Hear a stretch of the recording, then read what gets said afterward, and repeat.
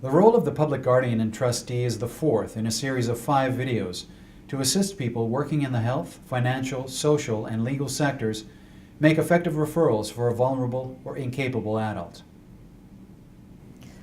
Under the Public Guardian and Trustee Act, the Public Guardian and Trustee, also known as the PGT, has a unique role to protect the legal, financial, and in some cases personal and health care interests of adults in BC who require assistance in decision-making.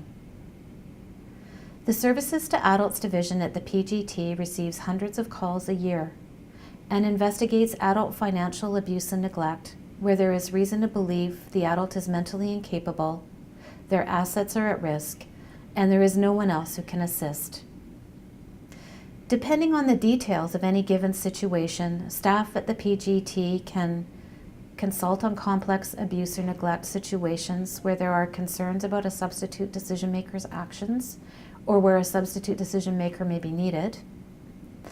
They can investigate actions of trustees, representatives, or attorneys when the adult may be incapable and there are concerns about financial mismanagement. They can use protective measures like temporarily restricting access to bank accounts or preventing property transfers during an investigation. They can request an accounting of how the adult's funds are being spent. They can collaborate with designated agencies to address other forms of abuse that may be occurring, as well with the alleged financial mismanagement. When PGT staff receive reports or allegations of financial abuse, they gather information and take steps to protect assets. They recommend informal resolutions and referrals to other community resources wherever possible, and if necessary, determine whether more formal arrangements are required. For some adults, the more formal ongoing assistance of the PGT is required. In these situations, PGT staff consider the least intrusive legal option possible to meet the adult's needs. In some situations, the PGT becomes the adult's committee of estate. As committee of estate, the PGT is responsible for all aspects of the adult's financial decision-making. The decision tree can assist someone who witnesses or suspects an adult is abused, neglected, or self-neglecting to take action. It can be used to connect the adult with an agency best placed to assist. The 3 parts of the decision tree shown on the screen can be used to guide you to the most appropriate responder. The following scenario illustrates a situation in which the PGT might become involved. John works as a financial planner. Today, Isabel, a client he has known for nearly 10 years, comes in with her son Henry for an appointment. Henry has been acting as her attorney under her enduring power of attorney for the last 3 years. Isabel has increasing cognitive impairment due to dementia, and she recently moved into a special care unit. Henry does all the talking in the brief meeting, and he tells John that he needs $20,000 redeemed from Isabel's mutual funds and deposited into his own bank account by Monday. He says the money is for graduation gifts to Isabel's grandchildren next week.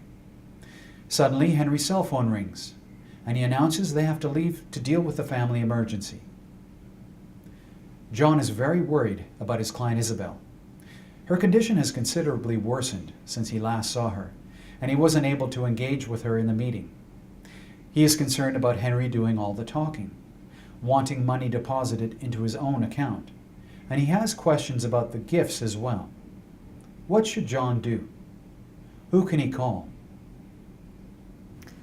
John asks, is Isabel in immediate danger of physical harm? Based on the information provided, the answer is no, although it is a concerning situation. The next question is Isabel able to seek assistance? John has concerns about her mental incapability and Henry's actions as her attorney. He was not able to talk with her about his concerns because she seemed to be unable to understand. He decides no, Isabel cannot seek assistance on her own. The next question is John's concern about possible abuse, neglect, or self-neglect primarily related to financial matters, or are assets at immediate risk? In this case, the answer is yes.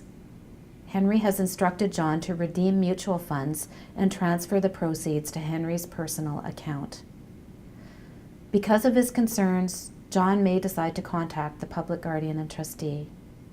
During the PGT investigation, if any concerns about possible other kinds of abuse come to light, the PGT often contacts the appropriate designated agency.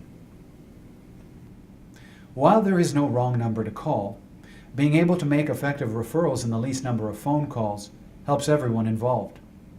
For more information on how to assist an adult who is abused, neglected, or self-neglecting, watch all 5 videos in this series.